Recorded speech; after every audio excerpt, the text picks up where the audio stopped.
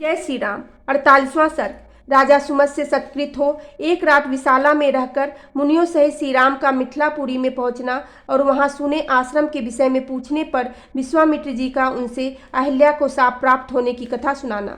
वहां परस्पर समागम के समय एक दूसरे का कुशल मंगल पूछकर बातचीत के अंत में राजा सुमत ने महामुनि विश्वामित्र से कहा, ब्राह्मण आपका कल्याण हो। ये दोनों कुमार देवताओं के तुल्य पराक्रमी जान पड़ते हैं। इनकी चाल ढाल हाथी और सिंह की गति के समान है। ये दोनों वीर सिंह और साढ़ के समान प्रतीत होते हैं। इनके बड़े बड़े नेत्र विकसित कमल दल के समान शोभा पाते हैं। ये दोनों तलवार तरकस और धनुष धारण किए हुए हैं।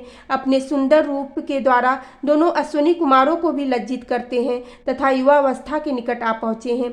इन्हें देखकर ऐसा जान पड़ता है मानो दो देवकुमार देवेच्छावश देवलोक से पृथ्वी पर आ गए हों। मुने, ये दोनों किसके पुत्र हैं और कैसे किस लिए यहाँ पैदल ही आए हैं? जैसे चंद्रमा और सूर्य आकाश की शोभा बढ़ाते हैं, उसी प्रकार ये दोनों कुमार इस देश को सुशोभित कर रहे हैं।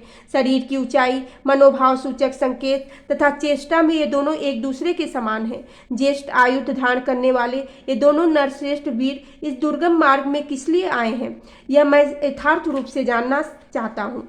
सुमत की यह वचन सुनकर विश्वामित्र ने उन्हें सब वृत्तांत यथार्थ रूप से निवेदन किया।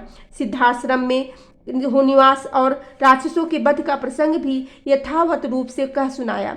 विश्वामित्र की बात सुनकर राजा सुमत को बड़ा विस्मय हुआ। उन्होंने परम आदरणीय अतिथि के रूप में आए हुए उन दोनों महाबली दशरथ पुत्रों का विधिवत आतिथ्य सत्कार किया। सुमत के उत्तम आदर सत्कार पाकर वे दोनों रघुवंशी कुमार वहां एक रात रहे और सवेरे उठकर मिथिला की ओर चले गए। मिथिला में पहुंचकर जनकपुरी की सुंदर शोभा देख सभी महर्षि साधु साधु कहकर उसकी भूरी भूरी प्रशंसा करने लगे।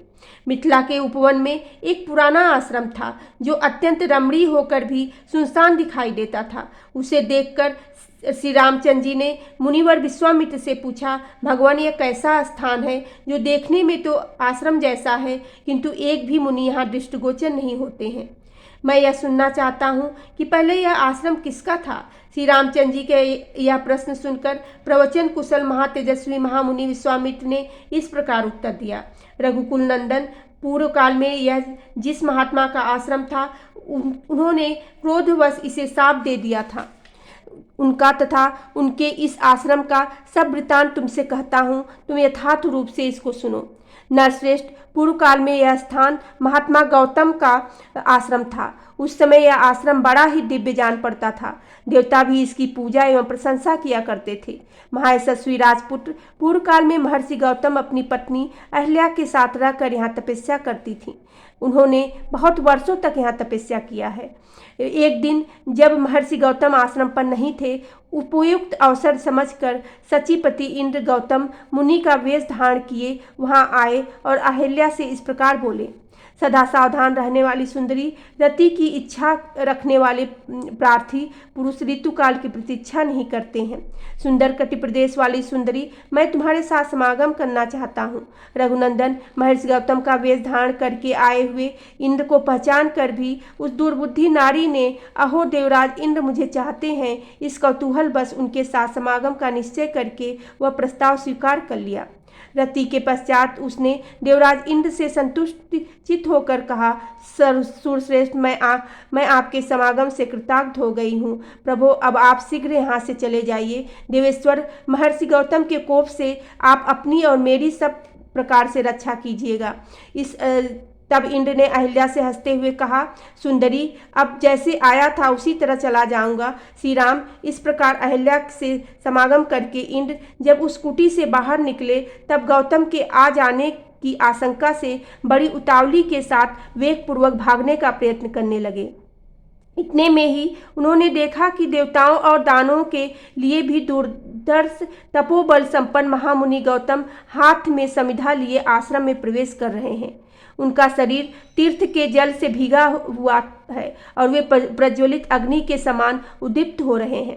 उन पर दृष्टि पड़ते ही देवराज इंद्र भय से थर्रा उठे। उनके मुख पर विषाद छा गया। दुराचारी इंद्र को मुनि का वेश धारण किए देख सदाचार संपन्न मुनिवर गौतम जी ने रोष में भरकर कहा, दुर्मते, तूने मेरा रूप धारण करके यह न करने योग्य पाप कर्म किया है, इसलिए तू विफल हो जाएगा। अंडकोशों से रहित हो जाएगा। रोष में भरे हुए महात्मा गौतम के ऐसा कहते ही सहस्त्राक्ष इंद्र ने दोनों अंडकोश उसी क्षण पृथ्वी पर गिर पड़े। इंद्र को इस प्रकार शाप देकर गौतम ने अपनी पत्नी को भी शाप दिया, दुराचारणी, तू भी यहाँ कई हजार वर्षों तक केवल हवा पीकर या उपवास करके कष्ट उठाती हुई राख में पड़ी रहेगी। समस्त प्राणियों से अदृश्य रहकर इस आश्रम में निवास करेगी। तब दूरदर्श दशरथ कुमार राम इस घोर वन में पदार्पण करेंगे। उस समय तू पवित्र होगी। तुम उनका आतिथ्य सत्कार करने से तेरे लोभ मोह आदि दोष दूर हो जाएंगे और तू प्रसन्नतापूर्वक मेरे पास पहुंचकर अपनी पूर्ण शरीर धारण कर लेगी। अपनी दुराचारणी पत्नी के से ऐसा कहकर महातेजस्वी महातपस्वी गौतम इस आश्रम को छोड़कर चले गए और सिद्धों तथा चारणों से सेवित हिमालय के रमणीय शिखर पर रहकर तपस्या करने लगे। बोलो सियावेरे रामचंद्र की जय, पवन सुत हनुमान की जय।